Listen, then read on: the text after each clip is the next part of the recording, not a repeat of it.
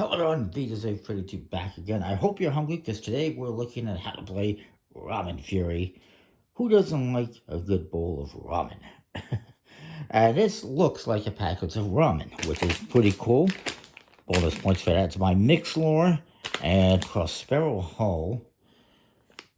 And I don't know necessarily who, I guess, yeah, Asmodee USA is a publisher, distributor. Thumbs up for that. And you get a box inside that looks like noodles. Don't put this in a bowl or in a pan and try to cook it. That would be coolest. So, what you get? You get these bowl cards on one side. Got noodles on it. On the reverse, it's empty. Each player is going to get 3 of those. And each player is going to get these 2 spoons. So I've got a 3-player setup. We also have a deck of cards that I'm going to grab right away that has a bunch of stuff in it. What you try to do is have the most points at the end of the game to win. It's a set collection game.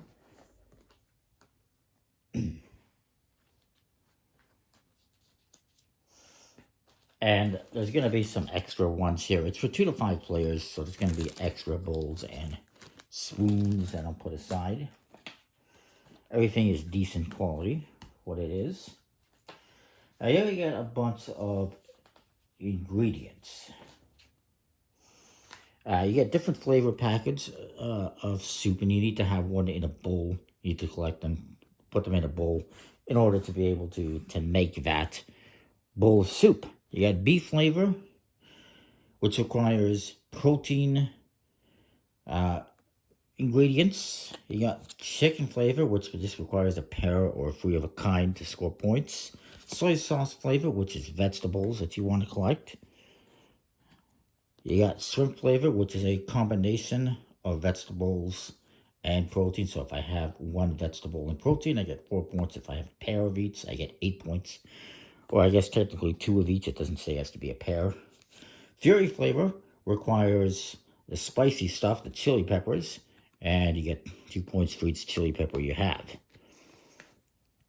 And then you get these ingredient cards. You get vegetables like scallions, green, the protein like eggs in red.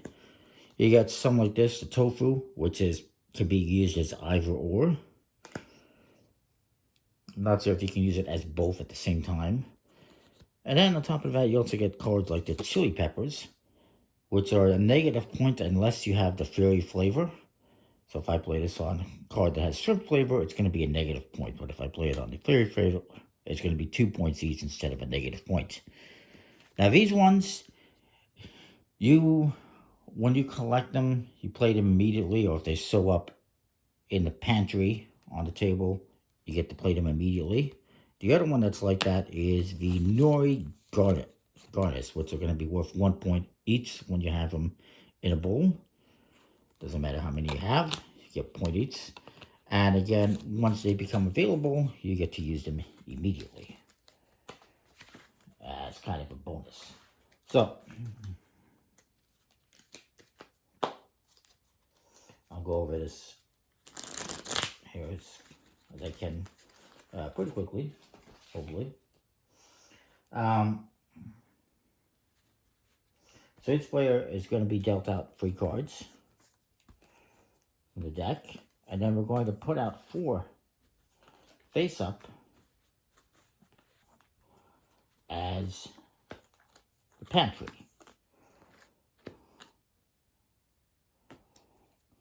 And I wish I had more room. I'll put the cards over here to the side. You're going to have something like that. Now, I believe... we can leave the chili peppers there, I suppose. Whoever most recently ate ramen goes first. I just had some yesterday. So I guess I go first. And you're going to be performing 2 different actions on your turn. You must perform 2 different actions on your turn.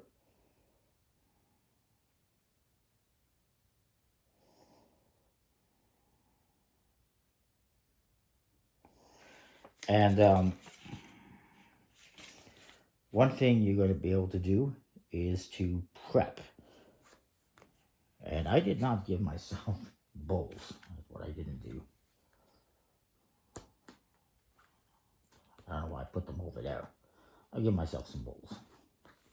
So, on your turn, you can prep, which is you take any one recipe packet or ingredient and put it into your bowl. That's one action. And then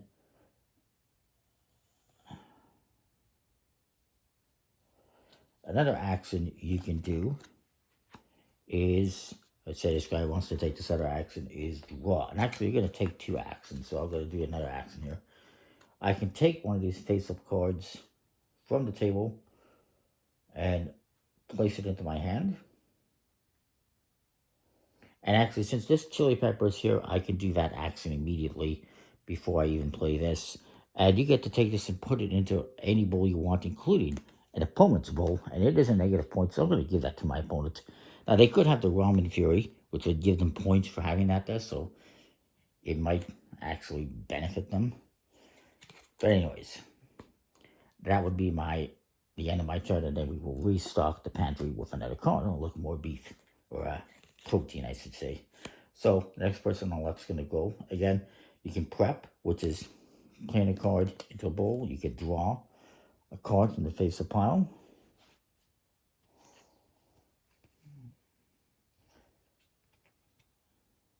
Again, as soon as you reveal a nori garnish or a chili pepper, you just play it immediately as a bonus action.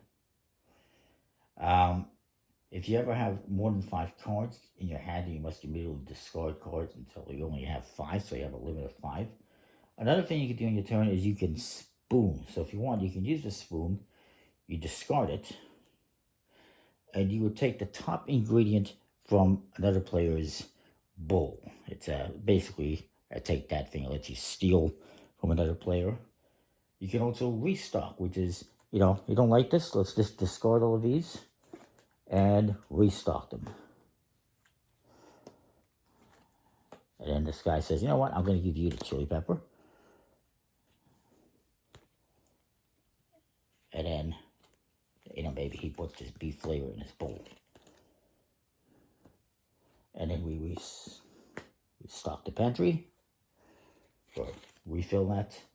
Another thing you can do in your turn is you can empty all the ingredients from one of your bowls by discarding it. That could be an action you take. So let's say this guy doesn't want this. He's going to empty this and get rid of it because he doesn't have the Fury recipe, so he doesn't want that. And that would be one action. And another thing you can do is you can eat. So if you have stuff in your bowl like this. Let's say I have that there and I have that there. I can eat this, and I flip it over. And now these cards are protected. They cannot be stolen with a spoon action. They cannot throw a chili pepper on there. And whatever is in here, I would score at the end of the game. So at the end of the game, if I was scoring this, I have 2 unique beefs, so I would get 5 points for that. And that's kind of the game in a nutshell. You go around the table, taking an action. This guy has a nori garnish, so he's going to play it there. And maybe adds a chicken flavor. And then it comes back to me, and I take my action. I guess if you don't have any cards, you just draw a card. And then do another action. I can draw another card. Then we refill. And you go around the table like that until one person has eaten all 3 bowls.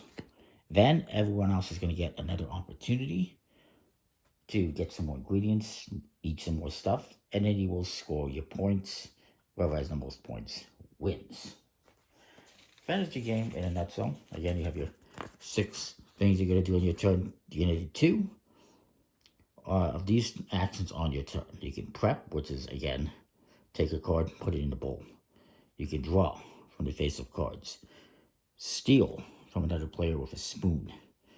Restock by getting rid of these cards and replacing them with 4 new cards. eat by taking your bowl and flipping it face down with everything that's on it. And you can also empty by getting rid of what is currently in your bowl. That is the game, like I said, in a nutshell. It's pretty straightforward, pretty simple.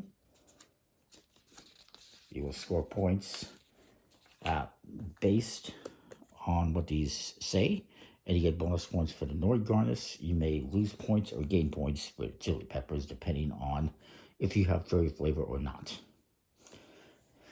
It's a nice little simple set collecting game. You can pretty much find it anywhere, Amazon and other shops online, relatively inexpensively.